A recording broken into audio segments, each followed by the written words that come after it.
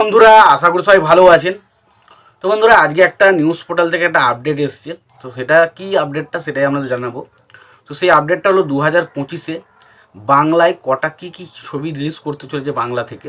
তো সেই বিষয়ে মোটামুটি একটা আপডেট, একটা আর্টিকেল ছাপা হয়েছে এবং সেখানে সম্ভবত 2025-এ যে ছবিগুলো রিলিজ হতে চলেছে না, সেই ছবিগুলোর পুরো একটা লিস্ট তারা দিয়ে দিয়েছে এবং সেখানে তারা কোন পরিচালকের কোন সিনেমা আসতে চলেছে সেই বিষয়ে একটা ডেটা তারা দিয়েছে।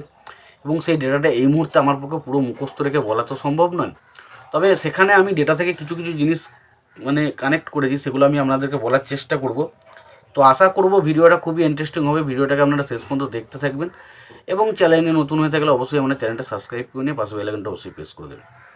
তো প্রথমত আমরা দেখতে পাচ্ছি তুরুপের তাস বা ধরুন এই যে সত্যি বলে সত্যি কিছু নেই, এই ধরনের সিনেমাগুলো কিন্তু এখন জানুয়ারিতে রিলিজ করছে এবং পরবর্তী সময়ে ফেব্রুয়ারি মাসেও কিছু সিনেমা আসবে, মার্চ মাসেও কিছু সিনেমা আসবে। মার্চ মাসে বলা কি এপ্রিল মাসে কিন্তু আবার মিঠুন চক্রবর্তীর সিনেমা এবছর আসতে চলেছে প্রতীক কেস বসুর সাথে, যে ছবিটার নাম হতে চলেছে সীমান ভার্সেস শ্রীমতী।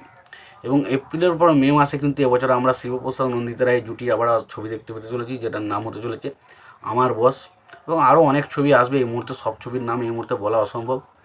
এবং পাশাপাশি আমরা অক্টোবরে একটা বিরাট বড় ক্লাস দেখতে চলেছি, সেখানে আমরা দেখতে পেতে চলেছি অবশ্যই হাওয়া বদল 2, তারপর ধরুন রঘু ডাকাত এবং অবশ্যই শিবপ্রসাদ নন্দিতা রায়ের অনেকে বলছে রক্তবীজ 2 হতে পারে রক্তবীজ 2, বাট এটা দেখা যাক কী ছবি না হয়।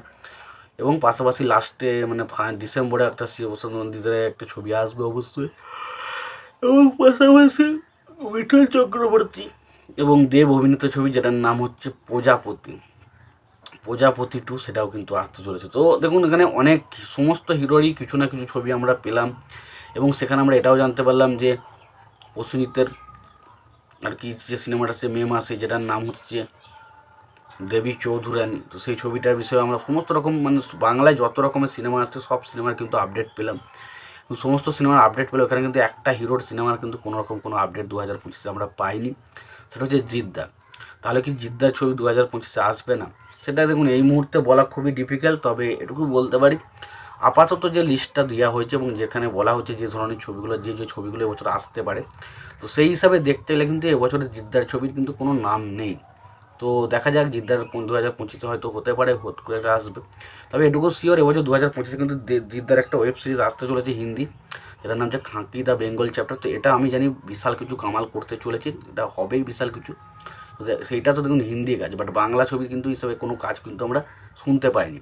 এবার দেখা যাক ভবিষ্যতে কোনো ছবির কথা আমরা শুনতে পাই কিনা। তবে সত্যতা বলতে দেবদার মোটামুটি 2টো ছবির কথা আমরা জানতে পেরেছি, একটা রঘু ডাকাত, একটা প্রজাপতি 2। মিঠুন চক্রবর্তীর 3টে সিনেমা মোটামুটি শুনতে পাচ্ছি।